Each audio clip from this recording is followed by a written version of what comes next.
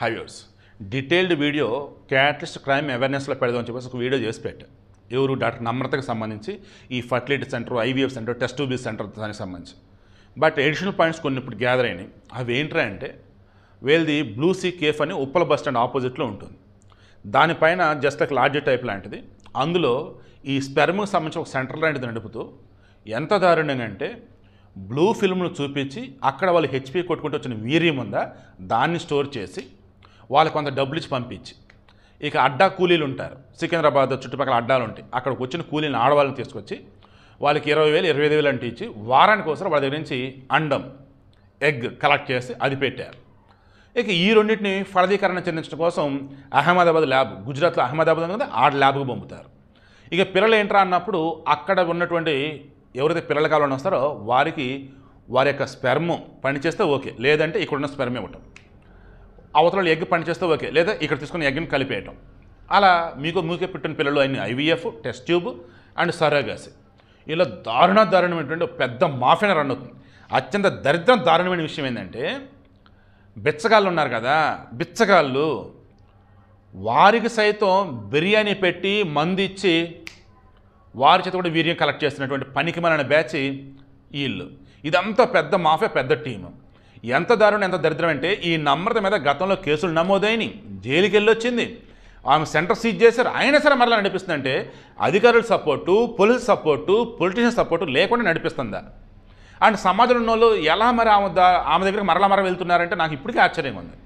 ఇది ఎక్కడ కూడా ఐవీఎఫ్ కానీ, టెస్ట్ ట్యూబ్ కానీ, సరోగసీ కానీ ఏది ప్రాపర్గా చేసింది లేదు. Only human trafficking. అక్కడ పుట్టిన పిల్లల్ని ఇక్కడ అమ్మటం, ఇక్కడ పుట్టిన పిల్లల్ని అక్కడ అమ్మటం. ఎంత దారుణం, దరిద్రం అంటే ఇక రిమైనింగ్ కూడా నెక్స్ట్ వీడియోలో ఎక్స్ప్లెయిన్ చేస్తాను, చూడండి.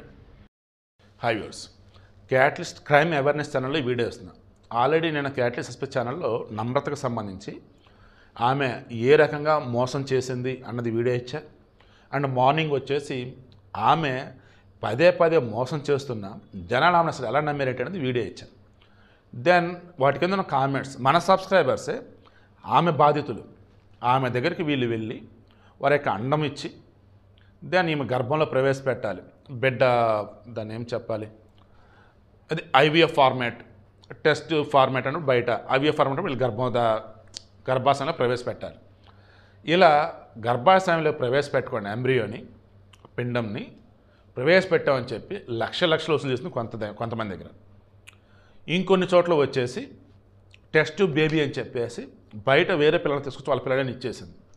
ఇంకొన్ని చోట్ల సేమ్ ఈ కేసే, సరోగసీ పేరుతో ఇదిగో మీ బిడ్డే, మీ భార్య అండం, మీ స్పెర్మ్ కణాలు రెండు కలగలిపే వీటితో మేము వేరే మనిషి బాడీలో సరోగసీతో మీ బిడ్డ పెరుగుతుందని చెప్పేసి వేరే వాళ్ళ బిడ్డను తీసుకుని వచ్చి మీ బిడ్డ నీళ్ళకి ఇచ్చి అది డిఎన్ఏ మీద రెండు కూడా మ్యాచ్ అయిందని చెప్పేసి సర్టిఫికేట్ క్రియేట్ చేసేలా.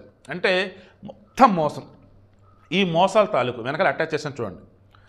గతంలోనే వీళ్ళ మీద కేసులు నమోదని, గతంలో ఆల్రెడీ జైలుకి వెళ్ళి కూడా వచ్చారు. కొత్త కాదు, కేసులు కొత్త కాదు, జైలుకి వెళ్ళడం కొత్త కాదు. అన్నిటి ట్విస్ట్ ఏంటంటే ఆమె హాస్పిటల్ సీజ్ చేశారు, ఆమె లైసెన్స్ రద్దు చేశారు. అయినా సరే మరలా అదే ఆసుపత్రి మరలా ఆమె ఉండి నడిపిస్తుంది అంటే ఇక్కడ ఈమెకు డబ్బుకు లోటు అంటే కాదు, డబ్బు పుష్కలంగా ఉంది. మరి నమ్మి మోసపోయే వాళ్ళు ఉన్నారు, అండ్ సమాజంలో బిడ్డలను సాకలేని వాళ్ళు ఉన్నారు. కాబట్టి ఆ బిడ్డలను వీళ్ళకి ఇచ్చి వాళ్ళకి ఎంతకంత డబ్బులు ఇద్దాం, అండ్ వీళ్ళ తెచ్చి ఎక్కువ మొత్తం డబ్బు తీసుకుందాం, దీంతో హ్యాపీగా ఎంజాయ్ చేద్దాం, డబ్బు వస్తుంది ఎవరికి చేయదు అని చెప్పేసి అన్న చేస్తూ ఉండాలా? లేదా సైకలాజికల్గా ఏమైనా తేడాగా ఉండి ఏ తప్పు అయితే చేసిందో ఆ తప్పు వల్లనే జైలుకి వెళ్ళొచ్చిందో మరలా అదే తప్పు చేస్తూ ఉందంటే ఆమె మానుకోకపోవటం, అంటే దానికి అలవాటు అయిపోవడం, ఎడిక్ట్ అవ్వటం. దట్ మీన్స్ ఆమెని అలా ఈ సమాజం మార్చిందా? లేదు నువ్వు చేయాల్సిందే. దొంగలని పోలీసులు రే నువ్వు చేసి నాకు నెలలు మామూలు ఇవ్వని అంటారండి. అలా ఈమె విషయంలో ఏ అధికారులు ఈమెకి మరలా అదే చెప్పి డబ్బులు వసూలు చేస్తున్నారు? పొలిటీషియన్సా, పోలీసులా, ఎవరున్నారు? అది ఇప్పుడు లెక్క తేల్చాలి. అండ్ మరలా చెప్తున్నా, దయచేసి పిల్లలు పుట్టకుండా ఉన్నటువంటి తల్లిదండ్రులు ఎవరైతే ఉన్నారో మనస్ఫూర్తిగా మీ నమ్మిన దైవాన్ని కొలుచుకొని భార్యాభర్తలు మంచి డైట్ తీసుకుంటూ సంతోషంగా సెక్స్ఫుల్గా కలుస్తూ ఉండండి.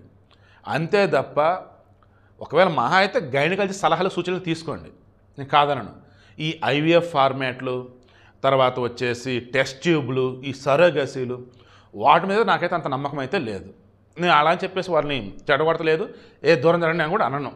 బట్ అంతిమంగా నేను చెప్పేది అయితే చాలా చోట్ల భారీ మోసాలు జరుగుతున్నాయి ఐవీఎఫ్ ఫార్మాట్లో. అయితే అండం ఆమెది కాకపోవటం, లేదా స్పెర్మ్ అన్నది తండ్రిది కాకపోవటం, అలా ఐవీఎఫ్ ఫార్మాట్లో వచ్చేసి మోసం జరుగుతుంది. ఈ టెస్ట్ ట్యూబ్ బేబీ సెంటర్లో మోసాలు, ఈ సరోగసీలు ఇంకా దారుణాలు. సో అవసరమా చెప్పండి? ఆ రకంగా ఉన్నంతలో ప్రశాంతంగా బతకండి, ఓకేనా? And please be practical. Once మనం ఎక్కడికైనా వెళ్తున్నామంటే డాక్టర్ అయినా, ఆఫీసర్ అయినా, ఒక చిన్న కంపెనీ అయినా, ఒక చిన్న ఫ్యాక్టరీ అయినా వాళ్ళ గురించి క్రాస్ చెక్ చేసుకోండి.